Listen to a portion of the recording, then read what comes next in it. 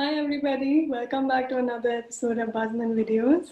Buzzman is a great podcast initiative which aims to bring together leading and budding entrepreneurs from across the country to share their stories of growth and success on one platform.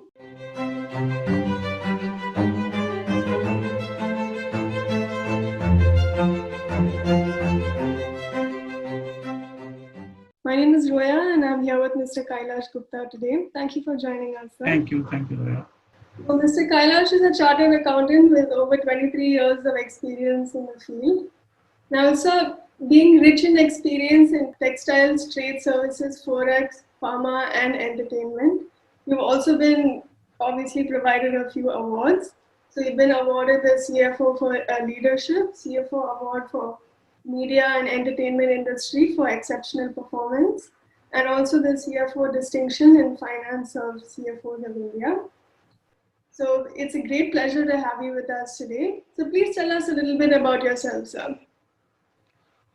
Okay, so this journey started 23 years back, approximately. When I cleared my CA, and I, took my first step in the industry side, and I joined the grassy industry, to start my career.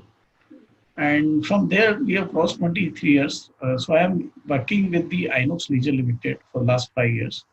We are the second largest player in the country, and we exhibit the movies across the country.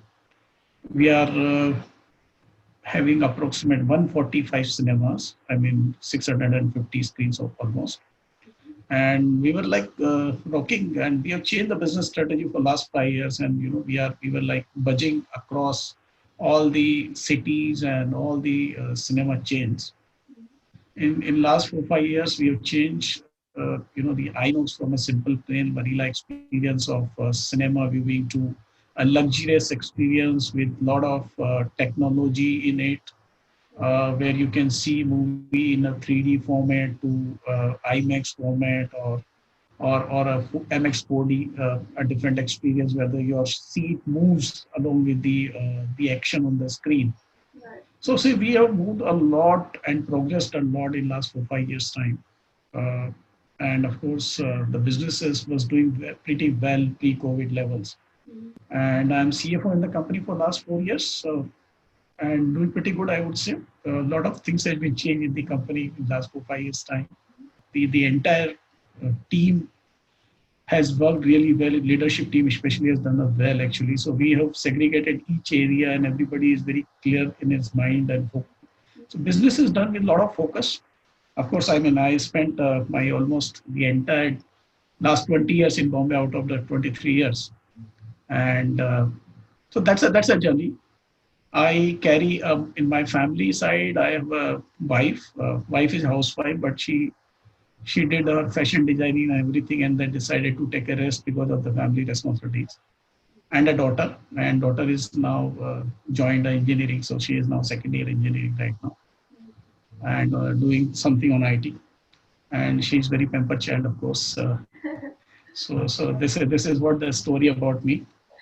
I did graduation and then the CA actually. That's the only courses I did it. A couple of awards which I got it because of probably the hard work which I infused in the business.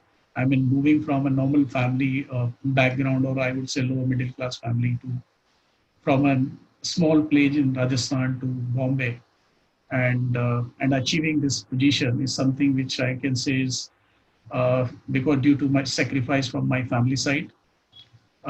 Because my wife decided to stay at home, and I was like free to take the career challenges, whatever it came in between. My daughter also, she is like, I would say, keep supporting me in terms of the growth path which I am taking always in my life. So, and of course, a lot of hard work, because when you talk about the CA and the chartered accountancy course, you need to assume the person would be really hardworking, and of course, a lot of intelligence is required for that part. So that's how I would say about me in the company and the business and career side. All right, so that's wonderful, sir. So now, as you mentioned before, you said now Inox has about 650 screens in about 100 50 multiplexes across India.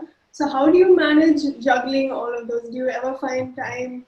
How do you do it? Please explain to us. So we have a very robust systems in place to manage the entire retail and the hospitality business which we are managing. So we have a business which has a combined strength of three businesses. One is the retail because we are in 150 cities, 68 cities with 150 multiplexes. Second is hospitality because the person who comes to us is a guest for us, and we are supposed to serve him for 3 hours. And when he go back, he takes some memories and good experience. That is what we have to ensure. So it's a 3 hour hospitality for a person, and of course the entertainment, which is the showing the movie. And so this is the mixed blend of three verticals in a company. This the entire the all three verticals are tied up very much from the systems in place. So every transaction or activity which is part of which is happening in all these across 150 screen 156 cinemas and 600 screens are captured as a part of some other the information technology connect. So this is where we get a confidence that the system is perfect. We have a lot of checks and balances which we keep on doing sitting at corporate office to capture whether the things are happening in a proper manner or not at the ground. Second part, there is a human chain also. I mean, so we have the people who are supporting a different department, and we have done a proper check and balance and proper delegation authority in terms of the people. So the finance team normally, while they on the administrative side they report to the local people, but at the same time, functionally they report to the some other at the regional level, and the regional level finally report to the corporate office, and corporate office of course report to me. This is how the complete chain is there. So we have the complete segregation of duty as well as the checks and balances to check each and every transaction this is happening. And now with the the introduction of a lot of the MIS system and the data analytics which we keep on doing, it's very easy for us to connect that whether something is right or wrong at the ground level. Now, obviously, so being in the entertainment industry, there's a lot of risk related to buying and premiering big ticket movies. Now, also, does this affect the OTT platforms that are going through a tough time? Does this change the dynamics of movie watching? OTT is not a really threat because in the US, the OTT is running for now almost 12 years, and Netflix is there for last 10 years plus time. OTT is nothing but an additional platform of watching the entertainment and some kind of content.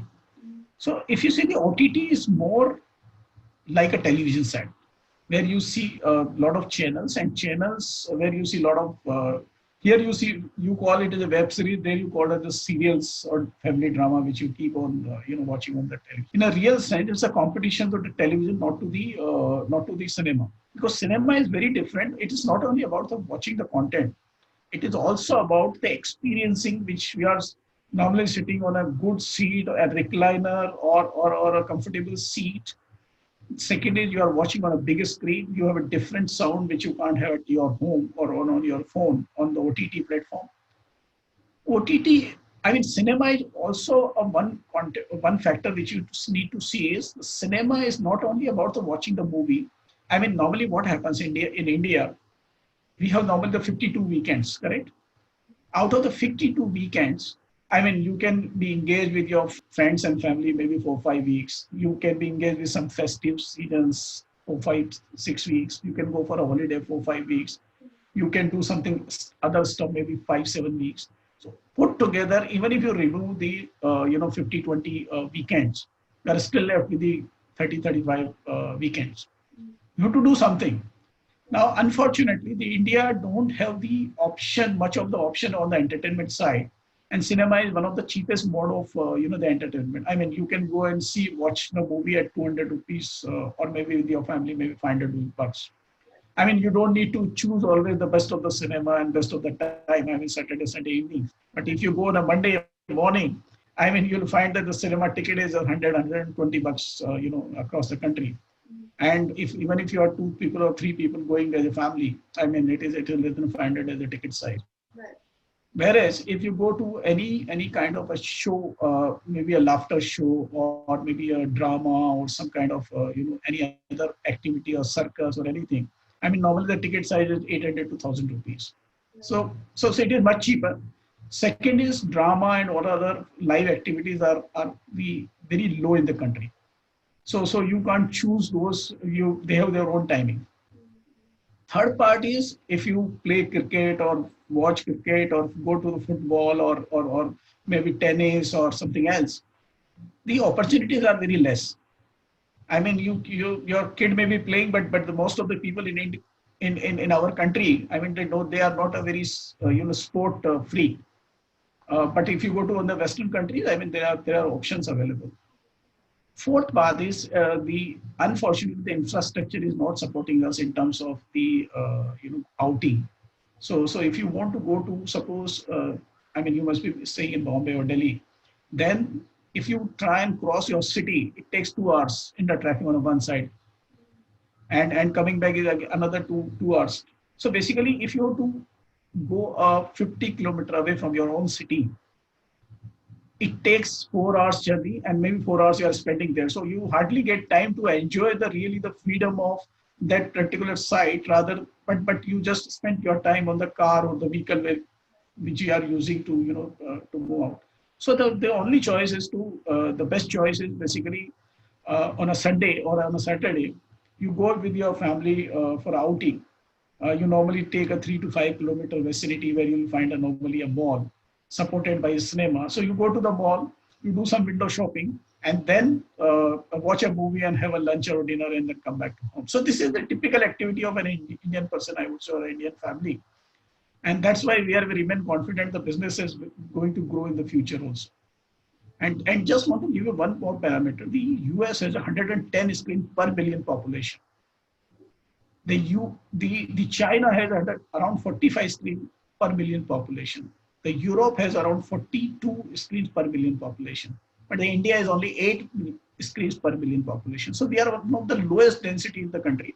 But we are the highest movie exhibitor in the world. So India plays almost 1,800 unique titles every year, which is very rarely seen. So we play Hindi movies, which is around 200 movies every year. We typically play English movie or Hollywood content, which is again at 200 movies again for full year. But at the same time, we don't even know and never recognize that there are 1,600 movies which comes from the regional languages every year. I mean, so it includes the Kannada to Telugu to Tamil to Marathi to Gujarati and everything. So I think considering those things, I feel that the country don't have enough infrastructure in terms of cinemas, because cinema normally comes with the coupled with the mall. We always try and see if the mall, if it can be complement with the mall. That helps us in terms of pulling the crowd or complement the footfalls with each other. So we feel that the business is going to be grow in future. I mean, barring the current aberration, I mean, which is happening right now. Now, as you mentioned, sir, we all do firmly believe in paying and watching for our movies. However, in India, piracy does seem to be a bit of a challenge. So how does this affect the industry? Like, tell us a few ways that we could use to tackle this situation. Piracy, of course, is very bad. If you ask me, and some adequate law has been passed in last 2 years' time, and where if a person is caught with the piracy, or if he found some pirated material especially for the movies, I mean the person will be put to the jail. So that's a kind of regulation has evolved in last 2 years' time. Second is nowadays a movie whenever it is featured in any of the cinema, you can't simply record from your mobile. The recording have the watermark which you can't simply read from your eyes, but at the same time when you take it to the lab will immediately come to know that it was copied from, say, just for example, say from a Bandra cinema at 12 o'clock show on a particular day. And from that they can take a clue, and then you can be asked to you can be sentenced to a prosecution somewhere. So that's a kind of regulation is available, and that's a kind of the technology is used to produce the movie, and which try and reduce the piracy. But of course it will keep on happening. But as I told you, it is like you're talking about the piracy. Piracy means basically the movie, again you are looking at the say OTT or television set actually, correct? Then you miss that experience. Because if you see the bigger movie, like just for example, if a movie like Avenger, can you believe that we have played a show at 4 a.m. in the morning in Jaipur city and it was full of people? So that's a kind of experience. People wait for such kind of, the wisdom and the movies which keep on coming.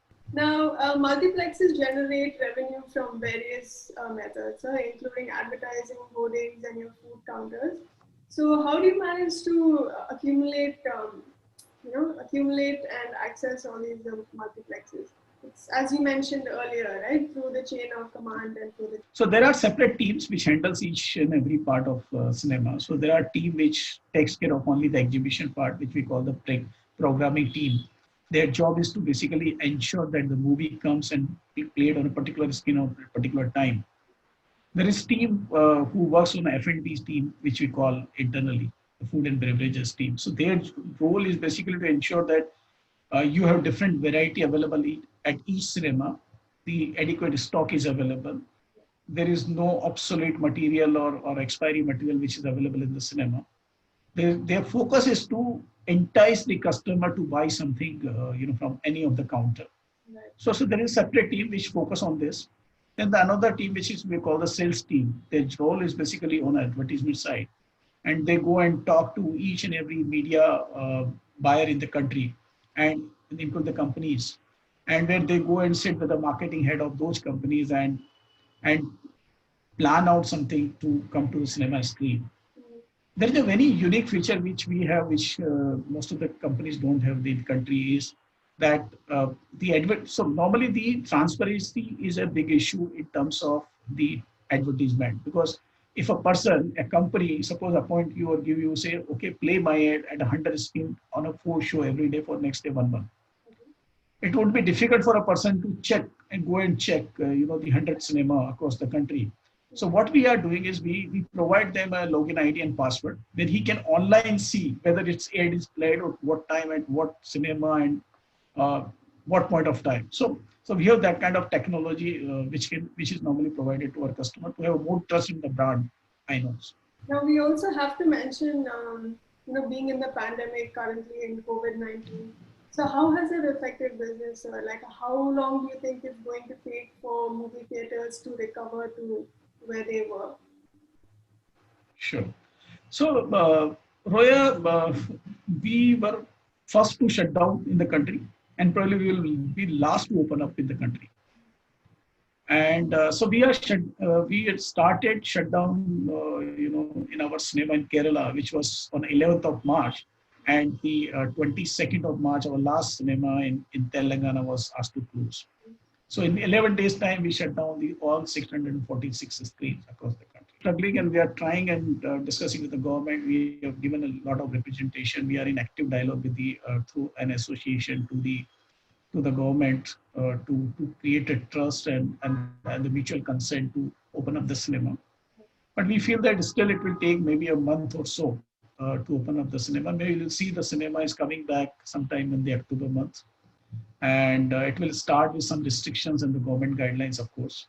And the government has asked us, the suggestion to submit an SOP, which we already did through our association.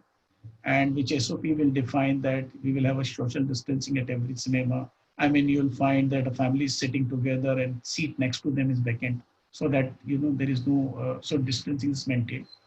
On a food side, we'll try and see that our menu is truncated and everything is packed in a proper manner so that there is no chance of any kind of infection there. We'll be doing a lot of checks when a person enters into cinema. Maybe a temperature check will be there, that will ensure that you have the Arogya Setu app. We will ensure that you have the proper mask on your face. If you are not carrying your mask, probably will provide them the mask in the cinema level. So all those things which we have already planned, we are really speaking, we are fully ready right now to start the cinema again and to entertain our viewers. Yes, there is a challenge in the pandemic. For last 6 months, we are shut down, and maybe we will have to spend 3-4 months more before the people started coming to cinema like pre-COVID level. But we are remain very confident as a company, and as I would say as a CFO. My job is more critical right now, and then we have to conserve the cash, and that's what we are doing right now. So we have enough liquidity to manage this operation for next 6 months easily. Some of the nuances of finances accounts are rapidly changing, with the development of technology. Do you feel artificial intelligence plays a major change in how CFOs conduct their businesses? Yes, it has started, affecting every business, of course. I mean, in terms of it helps the business really to predict the way the business is happening currently.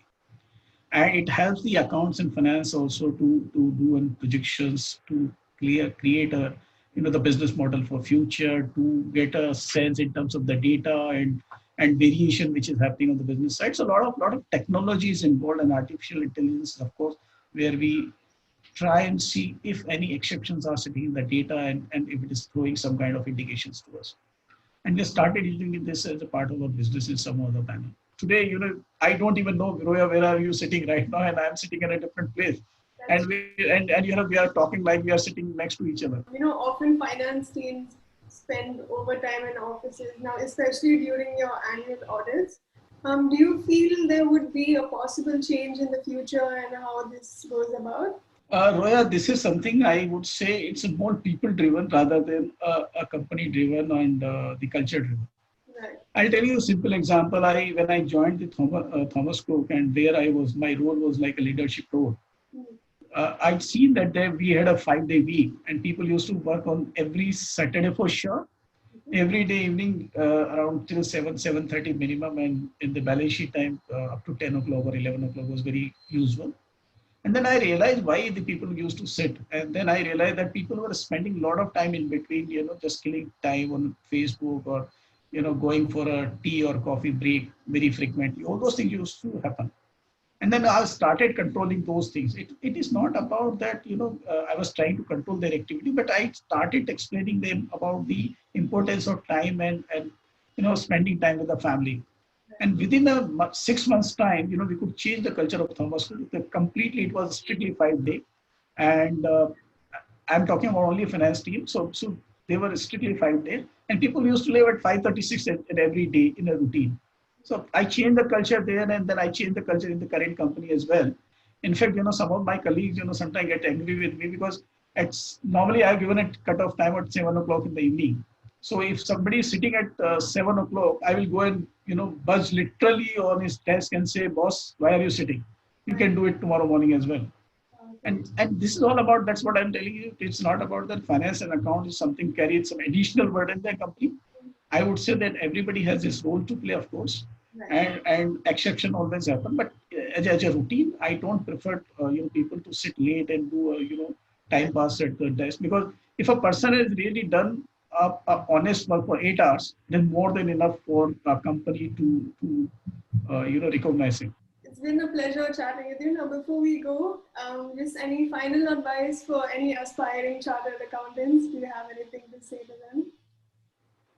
I would say one is, of course, they have to do an hard work to come out of the exam. And I know this is this is the first step and the more difficult step. And I cleared my CA, the success percentage was around 3%. Now it is already around 10% plus.